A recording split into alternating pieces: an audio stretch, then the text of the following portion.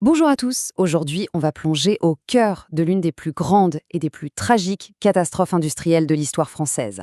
Un événement qui n'a non seulement ravagé une ville, Toulouse, mais qui a aussi laissé une cicatrice profonde dans la mémoire collective du pays, allant même jusqu'à transformer nos lois. Alors ensemble, décortiquons ce qui s'est réellement passé ce jour-là. Bienvenue dans l'anatomie de l'explosion d'AZF. Alors, regardez bien cette date, le 21 septembre 2001. Dit comme ça ne vous évoque peut-être pas grand-chose, mais remettons-la dans son contexte, qui est absolument crucial. On est à peine 10 jours, 10 petits jours, après les attentats du 11 septembre à New York. Le monde entier est encore sous le choc, complètement sidéré. C'est un climat de peur, de paranoïa même. Et forcément, dans cette ambiance-là, le moindre événement suspect, la moindre explosion, eh bien la première chose qui vient à l'esprit, c'est la piste terroriste. Ce contexte, il n'est pas anodin, loin de là. Il va agir comme un filtre qui va déformer la perception de l'événement dès les premières minutes et qui va nourrir l'une des théories les plus persistantes de toute cette affaire. Et puis, il y a l'heure, 10h17. Imaginez la scène. C'est un vendredi matin, il fait beau sur Toulouse. La vie suit son cours, les gens sont au bureau, les étudiants en amphi, une routine tout à fait normale. Et à 10h17 et 56 secondes, très exactement, le temps s'arrête. Une détonation d'une violence mais inouïe qu'on ne peut même pas imaginer, déchire le ciel toulousain. Un son assourdissant, immédiatement suivi par une onde de choc qui se propague à une vitesse folle. Le sol tremble, les bâtiments vibrent, et dans un rayon de plusieurs kilomètres, toutes les vitres, absolument toutes, volent en éclats.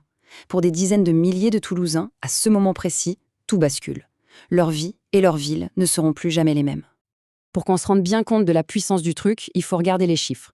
Les sismographes de la région, qui sont là pour détecter les tremblements de terre, se sont affolés. Ils ont enregistré une secousse de magnitude 3,4 sur l'échelle de Richter. Pour vous donner une idée, c'est l'énergie libérée par une petite bombe atomique. L'onde de choc, elle, a été entendue à plus de 80 km de là. Des gens à Montauban ou même à Carcassonne ont levé la tête en se demandant ce que c'était. C'est dire l'énergie colossale qui a été libérée d'un seul coup, non pas sur un champ de bataille, mais en pleine ville, à quelques kilomètres du Capitole. Et forcément, le bilan qui se dessine dans les heures qui suivent est apocalyptique. Humainement d'abord, c'est le plus terrible. 31 personnes sont mortes. 2500 autres sont blessées, parfois très lourdement, marquées à vie. Et puis, il y a le bilan matériel. C'est juste vertigineux. On parle de 2 milliards d'euros de dégâts. Mais ce chiffre, il cache une réalité encore plus folle. 30 000 logements ont été touchés. Des écoles, des lycées, des gymnases, des salles de spectacle comme le Zénith. Tout a été soufflé, dévasté. Ce n'est pas juste un quartier qui a été touché, c'est une ville entière qui a été blessée dans sa chair. Alors, pour y voir plus clair dans cette affaire extrêmement complexe, on va procéder par étapes. D'abord, on va revenir sur le moment de l'explosion, pour bien comprendre le contexte. Ensuite, on se penchera sur l'enquête et sa conclusion officielle, la piste de l'accident chimique. Après ça, on décortiquera le procès qui a suivi, un vrai marathon judiciaire. Puis, on explorera les zones d'ombre, parce qu'il y en a beaucoup, et les autres hypothèses. Et on terminera en regardant ce que cette catastrophe a changé pour nous tous, son héritage. Allez, c'est parti, on rembobine et on retourne à ce fameux 21 septembre. Pour vraiment saisir le drame, il faut d'abord comprendre ce qu'était cette usine AZF et surtout sa place un peu folle en plein cœur de la ville. L'usine AZF, pour azote fertilisant, c'était un monstre industriel. Un site de 70 hectares, une filiale du géant Total qui employait près de 500 personnes. Son histoire, c'est un peu l'histoire de l'industrie du XXe siècle. Quand elle a été créée dans les années 20, elle était loin de tout, à la campagne. Le problème, c'est que Toulouse a grandi et a fini par littéralement l'avaler. La ville a grignoté les terrains tout autour. Des maisons, des écoles, des centres commerciaux se sont construits juste à côté. Et à l'intérieur de l'usine, on manipulait des produits très dangereux, des nitrates d'ammonium pour les engrais, mais aussi des produits chlorés. Bref, une véritable bombe à retardement s'était installée au milieu des habitations et tout le monde semblait s'en accommoder. Ce qui est fondamental de comprendre ici, c'est que l'impact va bien au-delà des morts et des blessés physiques. Sur les 31 décès, 21 ont eu lieu sur le site même. Mais l'onde de choc a été aussi, et surtout, psychologique. Regardez ce chiffre, il est hallucinant. 18 mois après le drame, 14 000 personnes étaient encore sous traitement médical pour des angoisses, des insomnies, des dépressions. On parle de syndrome de stress post-traumatique, mais à l'échelle d'une métropole entière.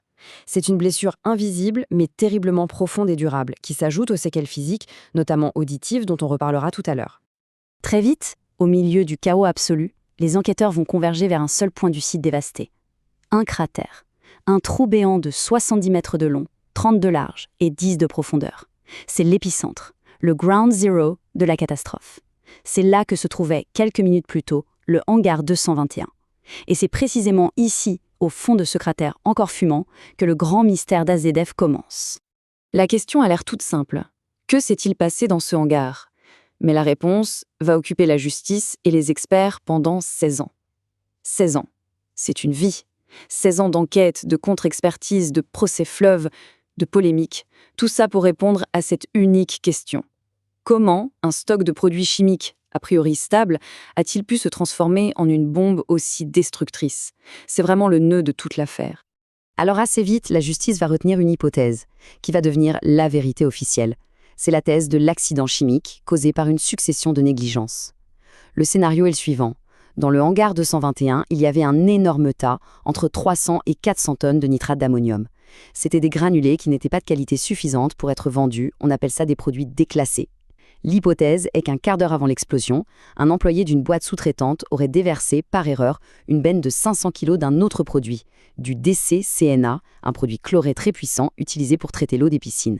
Et le contact entre ces deux produits, qui ne doivent jamais être mélangés, aurait déclenché une réaction chimique folle, une sorte d'emballement thermique qui a fait monter le temps en température jusqu'à le faire exploser. Et c'est là que la fameuse bataille des experts commence. D'un côté, la thèse officielle a des arguments. Oui, des tests en labo ont montré que ce mélange pouvait exploser. Et oui, l'enquête a révélé que le hangar 221, c'était un peu le bazar. Une vraie poubelle selon certains, donc une erreur humaine était tout à fait possible. Mais de l'autre côté, les arguments contre sont vraiment troublants. D'abord, le bon sens. Le DCCAONA, ça sent l'eau de Javel à plein nez, une odeur super forte. Comment un pro a-t-il pu faire une telle confusion? Ensuite, et ça c'est un point scientifique majeur, les analyses de sol dans le cratère n'ont révélé aucune trace de chlore. Zéro. Comment un mélange peut-il exploser sans laisser la moindre signature chimique d'un de ses composants? Et enfin, les critiques disent que les tests en labo ont été faits dans des conditions, en milieu fermé, très humide, qui n'avaient rien à voir avec le hangar 221, qui était un bâtiment ouvert. Le doute est donc énorme. Face à ces incertitudes et à la colère des victimes qui réclament des réponses, un combat judiciaire absolument monumental va s'engager. 16 ans de procédure, des centaines d'avocats, des milliers de témoins, on va assister au plus grand procès correctionnel de l'histoire de France. Un véritable feuilleton judiciaire pour tenter de transformer un doute scientifique en une certitude légale. Ce parcours judiciaire, c'est un vrai labyrinthe. En 2009, premier coup de théâtre. Le tribunal de Toulouse relaxe tout le monde, faute de preuves suffisantes. C'est la stupeur pour les victimes. Le parquet fait appel. En 2012, la cour d'appel change tout et condamne lourdement l'entreprise et son directeur. On pense que c'est fini, mais non. En 2015, la cour de cassation annule tout. Pas sur le fond, mais pour un vice de procédure. Une des juges était membre d'une association d'aide aux victimes, ce qui remettait en cause son impartialité. C'est rageant. Il faut donc tout refaire, cette fois à Paris. En 2017, la Cour d'appel de Paris confirme la condamnation pour négligence. Et il faudra encore attendre 2019 pour que le verdict soit enfin définitif. 16 ans pour aboutir à une vérité judiciaire qui, pour beaucoup, ne sera jamais la vérité tout court. Cette petite phrase, elle est terrible. Elle aurait été prononcée par un grand flic le soir même du drame.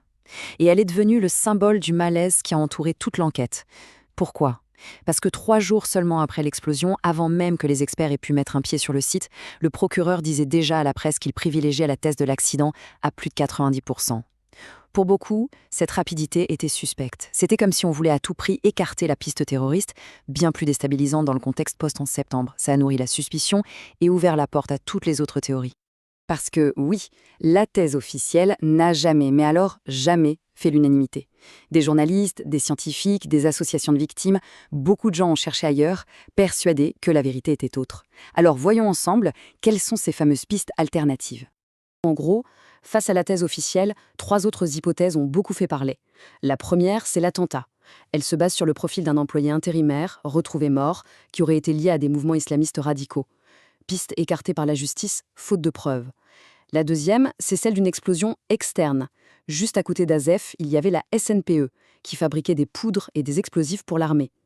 Pas mal d'enregistrements sonores suggèrent qu'il y aurait eu 2 booms très rapprochés. Une première petite explosion à la SNPE aurait pu déclencher la grosse explosion d'Azef par un effet de souffle.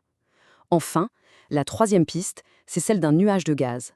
Un produit très instable, un carburant pour fusée, se serait échappé de la SNPE, le vent l'aurait poussé vers Azef et là il se serait enflammé. Ça expliquerait pourquoi de nombreux témoins ont parlé d'odeurs bizarres juste avant le drame. Toutes ces pistes ont été balayées par la justice, mais elles continuent de faire débat. Mais au-delà de la bataille d'experts sur les causes, la catastrophe d'Azef a eu un impact énorme, bien plus large. Elle a provoqué un véritable électrochoc qui a forcé la France à repenser complètement sa manière de gérer les risques industriels, l'urbanisme et même la sécurité dans les écoles. La conséquence la plus concrète, c'est sans doute la loi dite Bachelot de 2003.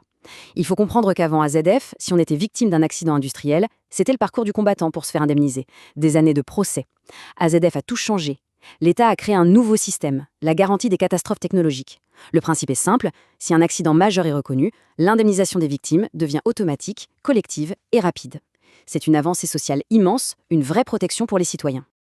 L'héritage d'AZF, on le voit un peu partout. À Toulouse, sur le site même de l'usine, on a construit l'Oncopole, un centre de recherche de pointe contre le cancer. Passer de la chimie qui tue à la science qui soigne, le symbole est incroyablement fort. À l'échelle nationale, si vous avez fait des exercices de confinement à l'école, eh bien ça vient d'AZF. C'est la création du fameux PPMS, obligatoire dans tous les établissements. L'impact est aussi symbolique. En Haute-Garonne, impossible de trouver une plaque d'immatriculation avec les lettres AZF, elles ont été bannies. Et puis plus anecdotique, la destruction du Palais des Sports a signé la fin du tournoi de tennis de Toulouse. L'onde de choc a vraiment tout touché. On en a parlé un peu, mais regardez ces chiffres, ils sont glaçants. Ils montrent l'ampleur des séquelles invisibles. 5 ans après le drame, plus d'un quart des hommes et plus d'un tiers des femmes exposées à l'explosion souffraient d'hyperacousie. L'hyperacousie, ce n'est pas juste être sensible au bruit, c'est quand le moindre son du quotidien, comme une fourchette qui tombe, devient une vraie douleur physique. Sans parler des acouphènes, ces sifflements constants dans les oreilles. Ce sont des handicaps invisibles, permanents, qui ont bouleversé la vie de milliers et de milliers de gens. En fait, AZF, ça a été le grand réveil. La prise de conscience brutale de notre vulnérabilité face aux risques qu'on a nous-mêmes créés et installés au cœur de nos vies. Alors oui, des leçons ont été tirées, des lois ont été votées, la sécurité a été renforcée, mais la vraie question, la question qui reste, c'est celle-là. Est-ce que ça pourrait arriver à nouveau ? Des événements plus récents, comme l'incendie de l'usine Lubrizol à Rouen, nous rappellent que le risque zéro n'existe pas. Et c'est sur cette interrogation qu'on va se quitter. Une question qui nous rappelle que la mémoire d'AZF, c'est avant tout un appel permanent à la vigilance.